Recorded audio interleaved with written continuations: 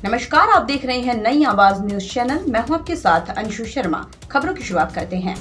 Roorkee PM Shri राजकीय inter college में प्रतिभा एवं प्रांतीय लोकार्पण कार्यक्रम में पहुंचे प्रदेश के शिक्षा मंत्री धन सिंह रावत ने जिले के सरकारी विद्यालयों 10 करोड़ 72 लाख रुपए देने की घोषणा की। इसके साथ ही राजकीय इंटर कॉलेज में आर्ट और कॉमर्स की शिक्षा भी अब दी जाएगी। राजकीय इंटर कॉलेज में आयोजित कार्यक्रम को संबोधित करते हुए शिक्षा मंत्री धन सिंह रावत ने कहा, प्रदेश के विद्यालय में शिक्षा के रहे 40 लाख छात्र छात्राओं को सरकार लगातार सुविधा देने का काम कर रही है। उन्होंने कहा, शौचालय, भवन, फर्नीचर, लैब आदि बनाए जाएंगे। इसके साथ ही मेधावी छात्राओं को साइकिल दी जाएगी। उन्होंने कहा कि स्कूलों को 2-2 करोड़ रुपए दिए जा रहे हैं, जिसमें उनमें विभिन्न सुविधाएं दी जा सके। प्रदेश में रावत ने कहा, उत्तराखंड के स्कूलों में भागवत गीता, रामायण, वेदों की शिक्षा, संस्कृत आदि पढ़ाया जाएगा। बच्चा अपनी रुचि के साथ पढ़ सकता है। उन्होंने कहा, सप्ताह में 1 दिन बैगलेस दिन होगा। वहीं कंप्यूटर लैब, रोजगार शिक्षा भी बच्चों को दी जाएगी। इसके साथ ही प्रदेश में 8000 बच्चे एनसीसी में भर्ती हो सकेंगे। इसके साथ ही विद्यालय में स्टाफ बढ़ाए जाने का भी कार्य होगा।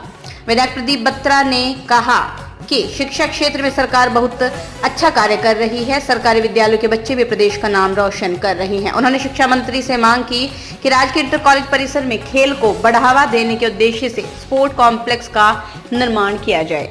ये जो प्रोग्राम था, ये जिला स्तरीय प्रोग्राम था। इसमें जो खिलाड़ियों का प्रोत्साहन योजना के अंतर्गत जो पुरस्कार वितरण था, वो कार्यक्रम रखा गया था। साथ में जो जिला के जितने भी विद्यालयों में भवनों का लोकार्पण होना था, माननीय मंत्री जी जो हमारे शिक्षा मंत्री जी हैं, उन्होंने उसका लोकार्पण किया।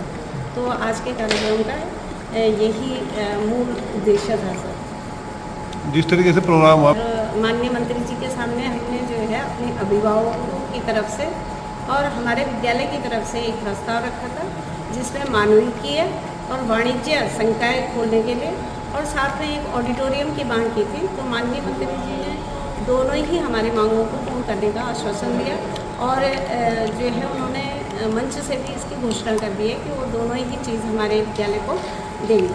सरकारी सर, मंत्री जी के द्वारा जो है सरकारी स्कूलों को विभिन्न जो हमारे विभाग हैं, जैसे खेल से संबंधित है, कंप्यूटर से संबंधित है, या जो कक्षाओं का निर्माण है, मैदान, खेल, इन सब के लिए जो है बजट मिल रहा है और बहुत अच्छी तरीके से सभी लोग उसका उपयोग कर रहे हैं।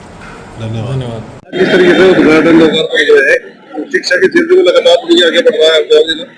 लोकार्पण प्रतिभा सम्मान समारोह में आज हमारे डॉक्टर धन सिंह रावत जी कैबिनेट मंत्री उत्तराखंड ने प्रतिभा किया।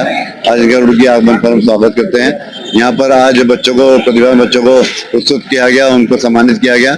बच्चे को अगर सम्मानित किया जाएगा तो बच्चों को और शक्ति मिलती है आगे कार्य करने की। और यहाँ जीआईसी परिसर में आज ये कार्यक्रम किया गया पूरे जिले का। माननीय मंत्री द्वारा यहाँ पर लोकार्पण किया गया। हर स्कूल में टॉयलेट का प्रावधान रखा गया है। जहाँ कक्ष नहीं है वहाँ कक्षों का निर्माण किया जाएगा, लाइब्रेरी बनाई जाएगी और साइंस लैब वगैरह का निर्माण कार्य भी है। तो पूरे जिले में सभी स्कूलों में कुछ ना कुछ कार्य मंत्री जी करा रहे हैं, जिससे कि शिक्षा के क्षेत्र में हरिद्वार जिला आगे बढ़ सके। माननीय मंत्री का धन्यवाद करते हैं जिन्होंने 11 करोड़ रुपए से लागत से सारी घोषणाएं यहाँ पर करी हैं।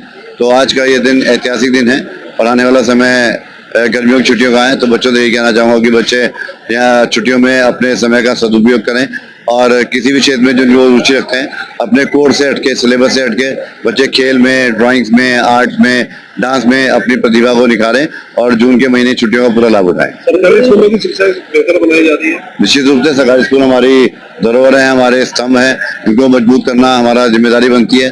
और यहाँ जीआईसी जो परिसर है बहुत पुराना परिसर है, बहुत पुराना उड़के विद्यालय है, अटल उत्कृष्ट विद्यालय के रूप में सीबीएसई बोर्ड यहाँ पर है। और आज माननीय मंत्री ने घोषणा भी करी है कि यहाँ पर आर्ट्स और साइंस का सिलेबस भी 11वीं-12वीं के लिए दिया जाएगा।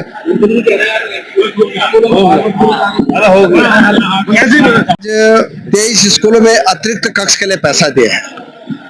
हम लोगों ने आज लगभग 15 स्कूलों में साइंस लैब के लिए पैसा दिया है, फर्नीचर के लिए पैसा दिया है। लगभग आज 11 करोड़ रुपए हमने हरिद्वार जिले के सभी स्कूलों के लिए, शौचालय से लेके, अतिरिक्त कक्ष से लेके, लैब से लेके जो डिमांड थी। और मैं विधायक जी का धन्यवाद देना चाहता हूँ कि उन्होंने मुझे इस कार्यक्रम में बुलाया। आज यहाँ पे टॉपर बच्चों का भी सम्मानित किया गया है।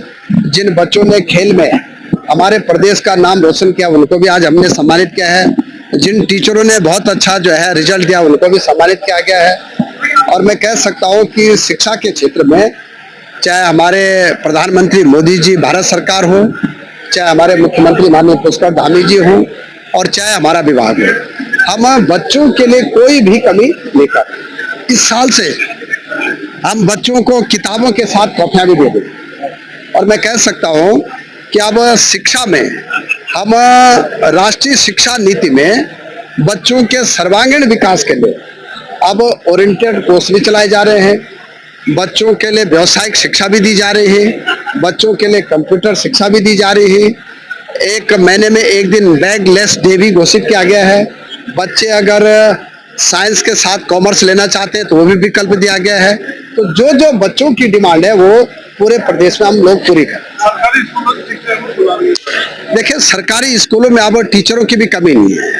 अभी हम लोगों ने 2900 बेसिक टीचरों की नियुक्ति कर चुके हैं और देश का पहला राज्य उत्तराखंड है जहां कि हम 11 बच्चों पे एक टीचर दे रहे हैं।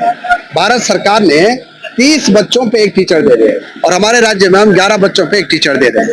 तो हमें चाहते हैं कि शिक्षा व्यवस्था बहुत अच्छी हो, उसके लिए जो भी सरकार की तरफ से प्रयास किए जाएंगे वो किए जाएंगे। देखिए, मैंने बोल दिया है कि अगर किसी के खिलाफ भी अगर कोई ऐसी शिकायत होगी तो उसका जो है परीक्षण भी किया जाएगा, उसका अगर साक्ष्य मिलते हैं तो उसके खिलाफ कार्रवाई भी की जाएगी। स्वास्थ्य को लेकर जो है जो अस्पताल है उसमें व्यवस्थाएं जो है चरमरा जाती है। देखिए, हॉस्पिटल के लिए अब डॉक्टरों की कमी है और अभी हम 250 डॉक्टरों की नियुक्ति करने जा रहे हैं। हरिद्वार जिले में अब डॉक्टरों की बिल्कुल कमी नहीं रही। मैंने कहा ना कि देखिए, अगर किसी के खिलाफ भी अगर कोई बात आती है तो उसके खिलाफ निश्चित रूप से कार्रवाई जरूर की जाए। तो अभी तक की खास खबरों में बस इतना ही। बाकी की तमाम खबरों से जुड़े रहने के लिए देखते रहिए नई आवाज न्यूज चैनल।